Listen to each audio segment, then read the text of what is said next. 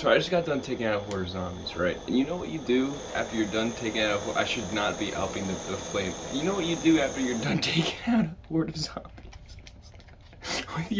with your fire ray gun, you relax a bit and you read a comic book. That's where this was. I'm not good at these.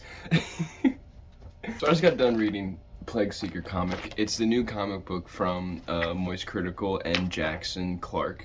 I'm guessing that's how you name it. I have to read it again because if I can't, my brain won't remember. The art in this fucking thing is magnificent. If I could actually show it to you and you could see it, it would be. I don't know if I'm allowed to show it due to certain aspects of the thing, but like, look at this page right here. If you can even see that shit. It is fucking amazing.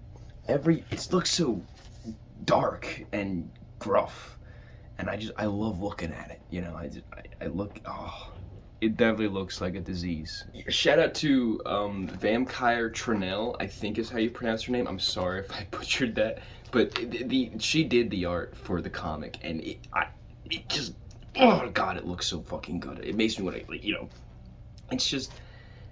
You don't really see a lot of super detailed shit like this anymore, or I guess I haven't, because I don't really read comic books. This is probably the first comic book I've read in 5 years, 6 years maybe, and I don't remember there being this many detailed little stuff, and like you can see like the little tendrils coming off of people, and like they have extra arms, and it's all like they're wrapped together, like they're not like they were being built, sort of thing. Like the plague built them up like this, and it's really cool.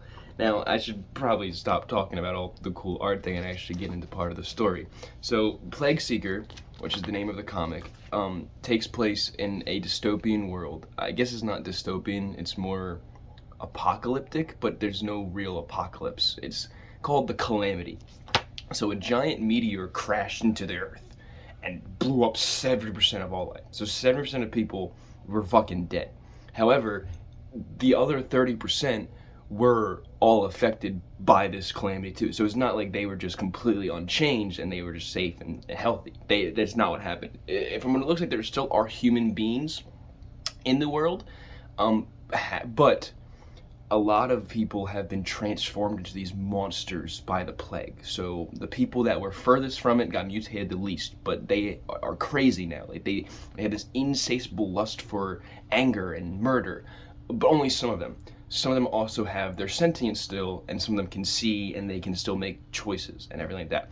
But the people closest to the blast were mutated the most. Those people are just ruthless killers, from what it seems, and those people have been forever changed, and they are never going back to being normal again. However, in the very middle of the blast, the epicenter of impact spawned 8 great plagues, which that was the picture that those were the 8 great plagues, and these people are the most powerful beings now. They control the world, basically. Each of the 8 plagues, I'm assuming they had a conference. They all sat down at a table, like it was, like they were at the Greybeard's mansion up in Skyrim. Mansion is not the right word to use there, but like, you know, they're in that one Skyrim mission where they're peace talking. I'm pretty sure this is how it happened. They divvied up the world, and each took its own place, and they now run it. And they are the strongest ones, so there is no one to stand against them. However, the comic takes place following the Plague Seeker, which is the 9th plague that was built from the epicenter impact, and he is made from the complete center of it, where nothing could have ever survived. There should have been no one that made it out of this alive, but this man did, and his only goal is to absorb the other plagues. So the whole story is this man going out on, like, I'm gonna assume a Daredevil type anti-hero journey of just destroying all the monsters that this thing has created. And it already looks super cool. Now, I'm not gonna lie, it starts off pretty slow, and I don't know if this is because it's just the first edition or the first part of the comic book. I'm assuming that's what it is, but there is definitely like a slow build up. It's all told in narration and it's shown to you, but it's shown to you really good. Like, just look at this. Look at that little panel right there. He's fucking screaming in agony as his face is like melting and shit. It's by far one of the coolest things I've ever fucking seen. So, like, it's definitely slower, and it's definitely building it up, but it builds it up in such a nice way. I cannot wait for the second part to come out. I am going to buy it instantly. Like, this thing is amazing. You can definitely tell Charlie's influence in it too, because he has like a journal part in it where it does a really cool thing where it puts you in the head of somebody who witnessed the impact, who did live. This is why I say humans are still there, because from this guy didn't say like he was mutated or whatever. He was still a human. Like, he still had his skin. He said, I'm guessing the 70% of people that were affected were the people that turned into mutants, and the 30% are the humans that are left over. I don't know if I'm right about that, but that's what I'm assuming. No one is special in this. Everyone got affected. Everyone is struggling. Everyone's gonna be dealing with this. It's gonna be a constant source of threat among the entire populace that's left over. And I like that idea, because it just makes it work so well that no one is safe.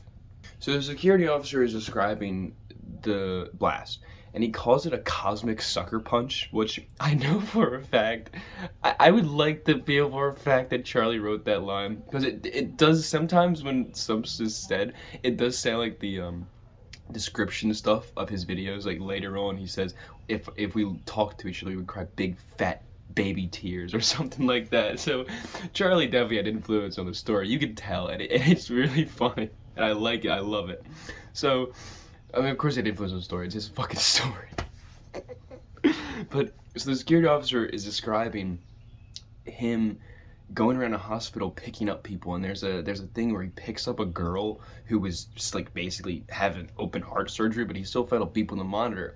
But in his head, everyone else is dead, so he thinks she's alive, so he picks her up and he starts carrying her. But she's already been dead, so she never wakes up. And then later on, it gets to this really weird thing that is kind of a cliffhanger, but it's just a good cliffhanger, because I really want to know what it means.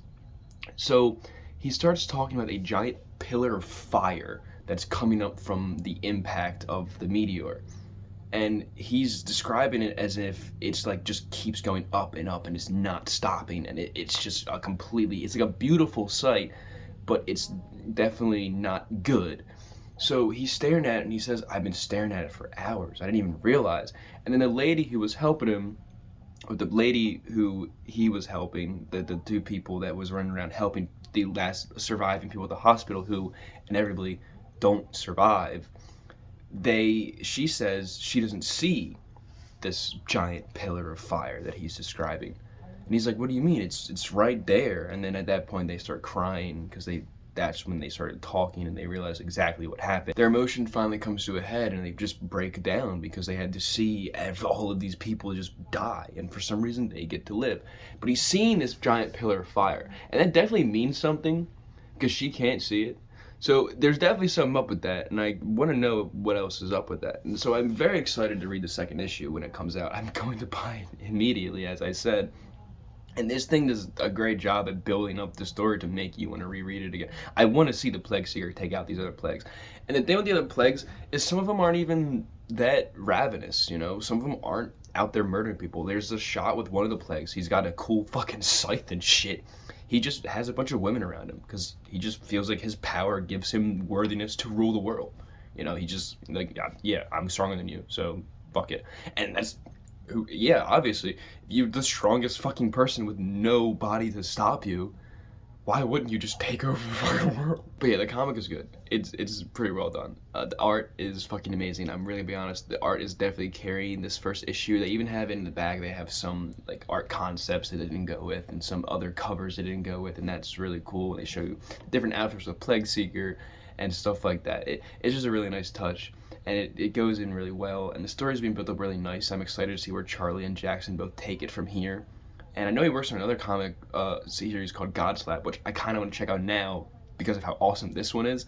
I really like the whole morbidness of it, how dark it is, because you don't really get to see this kind of stuff a lot anymore. Everything's kind of all happy-go-lucky.